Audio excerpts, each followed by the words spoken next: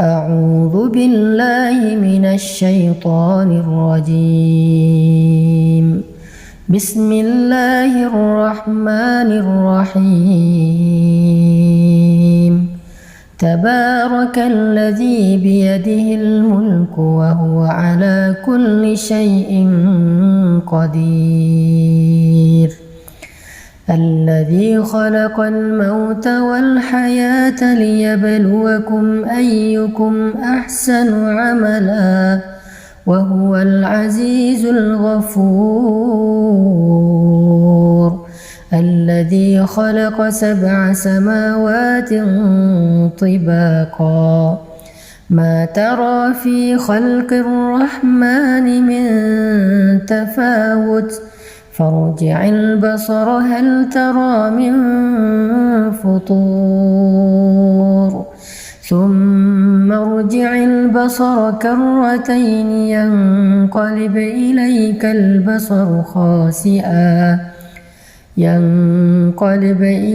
البصر خاسئا وهو حسير. ولقد زينا السماء الدنيا بمصابيح وجعلناها رجوما للشياطين وأعتدنا لهم عذاب السعير. وللذين كفروا بربهم عذاب جهنم وبئس المصير. إذا ألقوا فيها سمعوا لها شهيقا وهي تفور تكاد تميز من الغيظ كلما ألقي فيها فوج سألهم خزنتها ألم يأتكم نذير. قالوا بلى قد جاءنا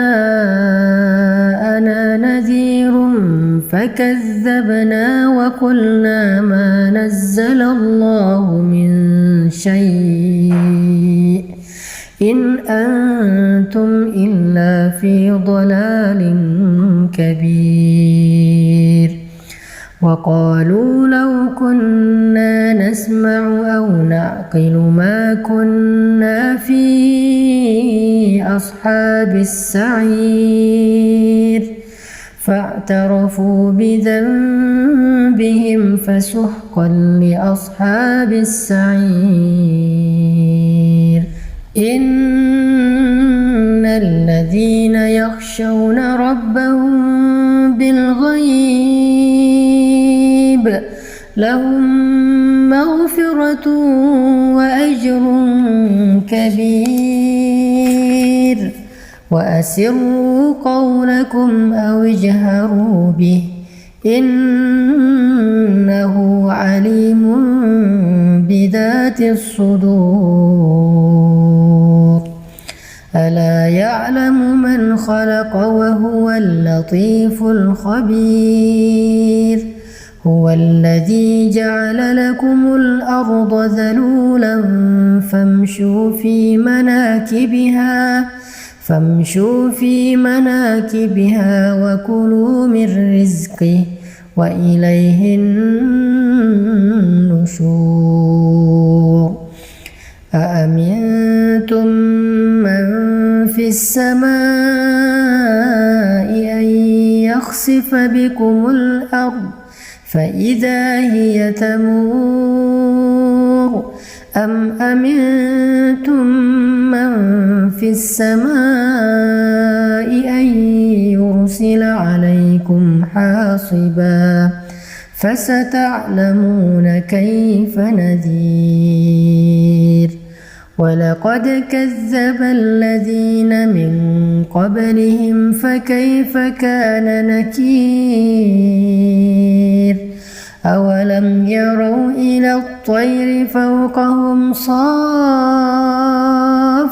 سماوات ويقبضن ما يمسكهن إلا الرحمن إنه بكل شيء بصير أمن هذا الذي هو جند لكم ينصركم من دون الرحمن إن الكافرون إلا في غرور أمن هذا الذي يرزقكم إن أمسك رزقه بل لجوا في عتو ونفور أفمن يمشي مكبا على وجهه أهدى أمن يمشي سويا على صراط مستقيم قل هو الذي أنشأكم وجعل لكم السمع والأبصار والأفئدة قليلا ما تشكرون قليلا ما تشكرون قليلا ما تشكرون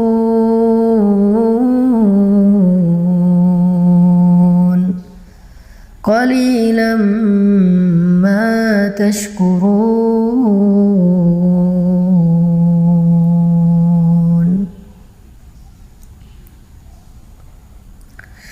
قل هو الذي أنشأكم وجعل لكم السمع والأبصار والأفئدة قليلا ما تشكرون قليلا ما تشكرون.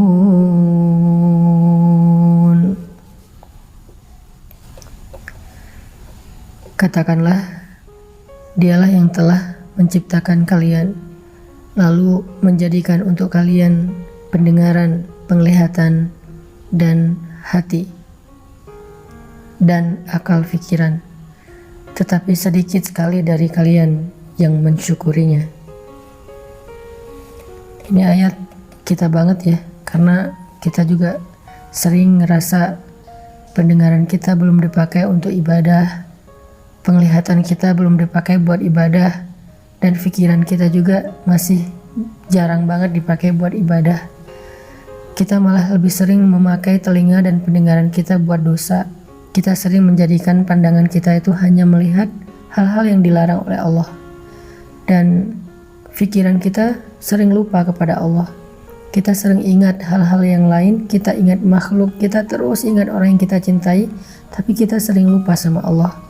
Itulah kenapa kita dikatakan qalilan ma tashkurun, sedikit sekali yang mampu kita syukuri dari nikmat-nikmat Allah. Ini salah satu renungan penting di surat Al-Mulk. Qalilan ma tashkurun, qalilan ma tashkurun. Qul huwallazi zara'akum fil ardi wa ilayhi tuhsyarun. Wa yaquluna mata hadzal wa'du in kuntum shadiqin.